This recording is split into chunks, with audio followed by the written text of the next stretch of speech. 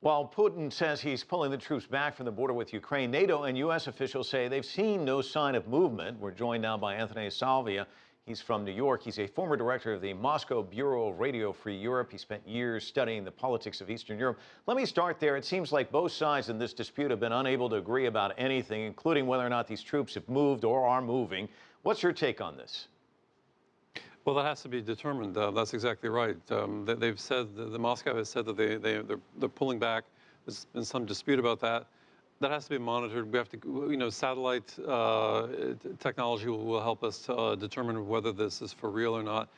But I think what it does represent is that Moscow does want to see a de-escalation. I think that they see that as very much in their interest. I don't think they want to be sucked into a ground conflict involving regular Russian forces actually on Ukrainian soil. I don't think they ever wanted that. And I think what they have always said is they want a negotiated solution that would include federalization of the country. Which is say effectively a new constitution for the country, and that's still what that was sort of the key phrase that Putin mentioned in the clip that you showed, was that saying that this is what's wanted, to come to an agreement over a federalized Ukraine. If they get that, that's just as good as having any kind of referendum, because as you know, the other part of the deal is that Russia is backing away from plans to hold, or on the part of the separatists, to hold a referendum on May 11th. So that's also a significant concession. But the reality is that if the regime in Kiev enters into direct negotiations with the separatists in the east, that's as good as a referendum in effect. So, because that's paid. Go ahead. Well, I was going to say, so is this a change of heart on the part of Putin and the government or not?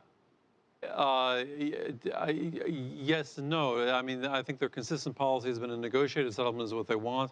They have consistently said they don't intend to enter into the country by way of having a military presence, the army entering into Ukraine. So I think but politically it's significant, because obviously up until now the feeling had been tensions are rising in the east. 40,000 Russian troops on the other side of the border, poised to enter the country to protect the rights of ethnic Russians inside Ukraine. That was certainly the momentum that was building. I don't think it was ever his intention to go that way. And so I think what he's doing now is, as I say, ratcheting down the level of tension, aiming at de-escalation for the possibility of a negotiated solution, which I think has always been their preference. So if he's ratcheting things down, what should be the response from the West? I would think the West would want to,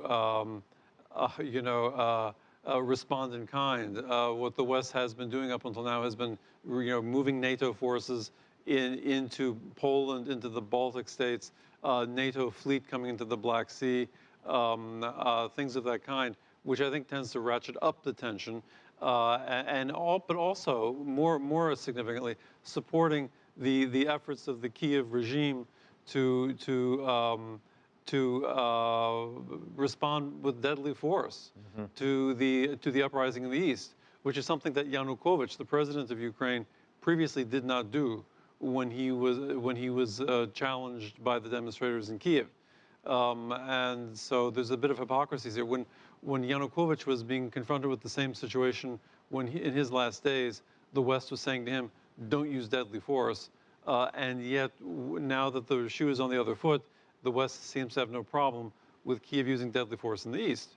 Let me ask you about Putin's efforts now. It appears he's throwing his support behind this roadmap, saying he's not in favor of the referendum vote, wants that postponed. He's said to be favoring this roadmap that the OSCE... He's speaking to me. I'm sorry, that the OSCE is pushing. How important is this development, and what might that roadmap look like? The roadmap that the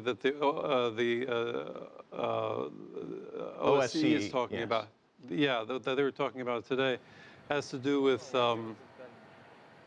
demobilization. In other words, move troops away from the border, a negotiated settlement, cessation of support for the rebel elements in the east, and also, efforts to de-escalate is what he's talking about essentially. Now, one of the protest leaders in Donetsk isn't happy about this. He's quoted in one publication as saying this about postponing the vote. There's no need to do this, he said. I'm extremely negative about this. How much influence does Putin really have over these people, would you say?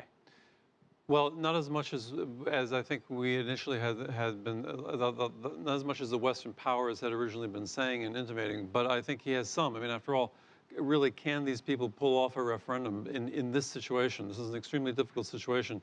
It's not clear what kind of response they would get to a referendum. Do they really have the ability to have ballot boxes all over the country?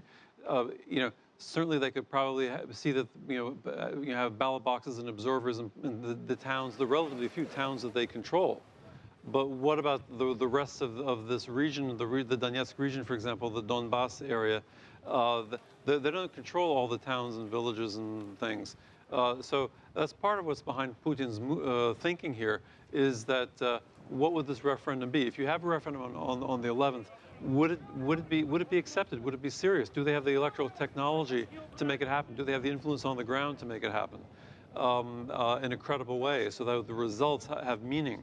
The last thing Putin needs is to be associated with the process that looks funny on the face of it, which is what I think they were probably looking at on May 11th. All right, Anthony, thanks so much for your observations, joining us from New York.